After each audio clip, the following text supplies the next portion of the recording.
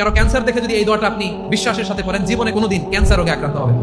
দুর্ঘটনা দেখে যদি পড়েন, ওই দুর্ঘটনা আপনাকে স্পর্শ করবে না। যে কোনো কারো বিপদ দেখে যদি কোনো বিশ্বাসী বান্দা এই দোয়া পড়ে, বিষ্ণু বলেন লাম ইউসিবহু যালিকাল বালা, ওই বিপদ তাকে আর করবে না। রুফিয়া মিনহু মিন যালিকাল বালা কাইনাম মাকান, সে যতদিন হায়াত পাবে কোনোদিন ওই বিপদ তাকে স্পর্শ করবে না। অনেক সময় আমরা দেখি হাসপাতালে ক্যান্সারের 3rd স্টেজে চলে গেছে, লোকটা হ্যাংলা হয়ে চিকন হয়ে হাইরে কি কষ্ট পায় দেখি না। বিষ্ণু বলে একটা দোয়া যদি কেউ অন্যের কোনো বিপদ দেখে পড়ে, ওই বিপদ তার জীবনে কখনো আসবে না। অনেক সময় হয় যে আমরা মহাসড়ক দিয়ে যখন চড়ি, দুর্ঘটনায় আইরে আল্লাহ, দুর্ঘটনায় মানুষের মাথা একদিকে দেহ আরেকদিকে, এরকম হয় না? আল্লাহ তুমি হেফাজত করো।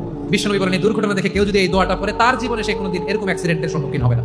শুনবেন, বিষ্ণু বলেন অন্যের বিপদ দেখে কেউ যদি পড়ে আলহামদুলিল্লাহিল্লাযী আফানি মিম্মা বাতালাকা বিহি ওয়া ফাদ্দালানি আলা কাসীরিন মিম্মান খালাকা তাফদীলা, মানে প্রশংসা সে আল্লাহর, যে আল্লাহ তাআলা তোমাকে যেই জিনিস দিয়ে পরীক্ষা করেছে আমাকে ওইটা থেকে বাঁচিয়ে দিয়েছে।